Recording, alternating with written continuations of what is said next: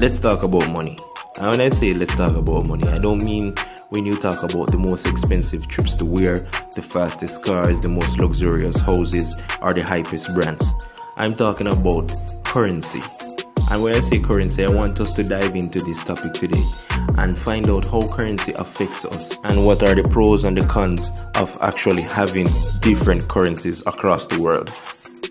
This is Concept of the Mind, where I discuss all concepts of the mind.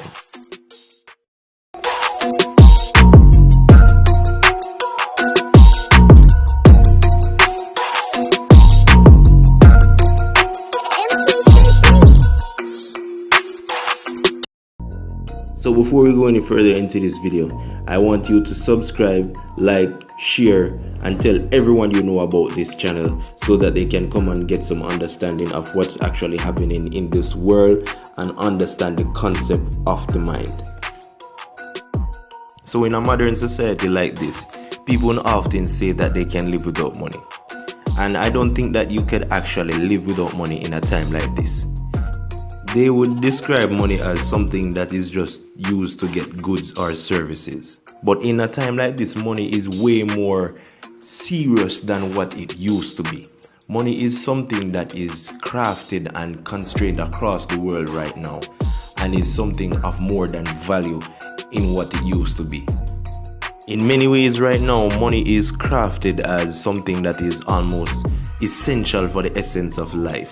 Just like religion, just like culture, and just like the air we breathe. In times like these, there are so many different things that you use money for. It is not like once upon a time when you used to exchange something for something else, like exchange a fish for a piece of bread when you know that the baker would have it.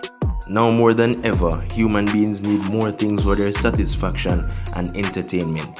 And money is what is used to satisfy our needs and wants.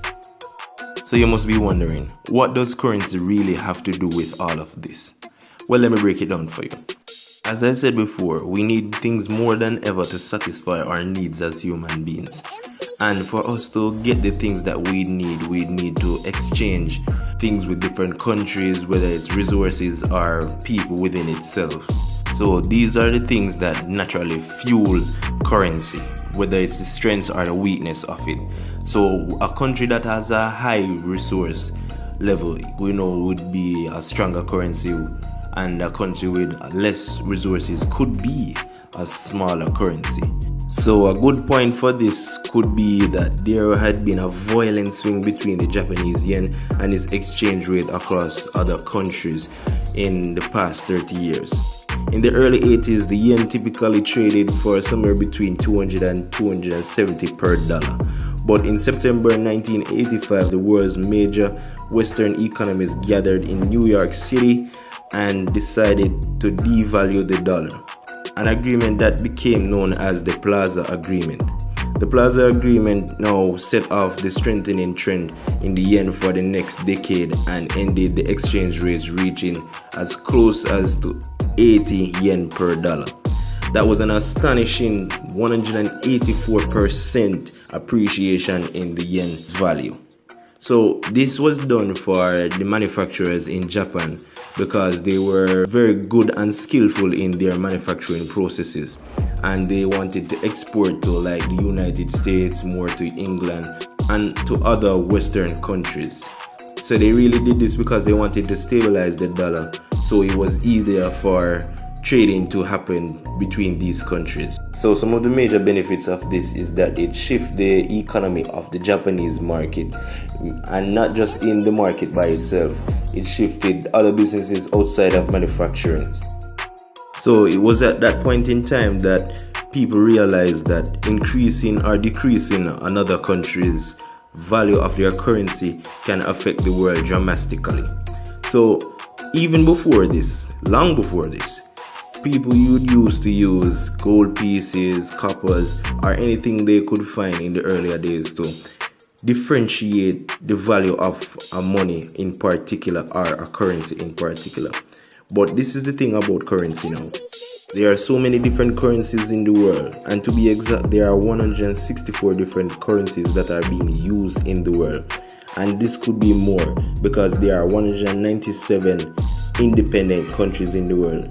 The only reason why it's not more is because some of these countries only use foreign currencies and not their own money. So you must be wondering, why don't we all use the same money, and why don't we just use one unique currency across the world? Well, that can be many of factors. One factor might be is the power of money. The countries, as I stated before, with the most resources and the most power will have the stronger currency. And countries like that wouldn't want to depreciate their currency and make their currency as level right across the world, because they would continue to keep their power. And that is one factor why they wouldn't do that. But there's an instance of this happening right now, where in the early 2000s, Europe came up with their own currency that they wanted to be used in singular right across Europe. So some countries in Europe adopted this new currency, and some of them declined in the adaptation of this. And some of the countries experienced a difference in their economy while adapting this new currency. A prime example is like something that happened in Iceland. When Iceland was facing their own economical constraints, they deprecated the value of the krona. But because a country like Greece adopted the one currency system, they are now in a place where they can hardly handle their own economical constraints. So, for example, a richer country like Germany, if they were to adopt the one currency, euro, they would be facing the problems of other countries like Greece, Spain, and Portugal. But there could also be great benefits from the one currency system, because in transactions alone between exchange of currencies, the world could save $400 billion in exchange rates, and that could be used to do something better for humanity within itself. Like, for instance, to help homeless kids across the world, wheresoever they are, or to take care of the elderly who don't have anyone to take care of them. Another example why most countries won't adopt a singular unit of currency is the fact that America within itself has their currency as a holding, very similar to how they do precious resources like gold and diamond. To understand this, you must think like the rich and wealthy. So for example, if you are wealthy enough, like operating a business, you would want your business to be run internationally, and the best currencies that you could find internationally would be European dollars, British pound, and the American US dollars. So you would transfer your money into one of those currencies, which is more likely to appreciate over time when it's in your bank account, rather than keep it in your local currency.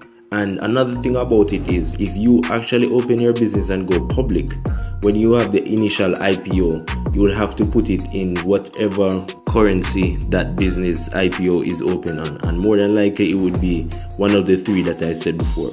But the most common is the US dollars. And this is why millions of people around the world are using the US dollar and the pound sterling and the euro saving techniques and strategies.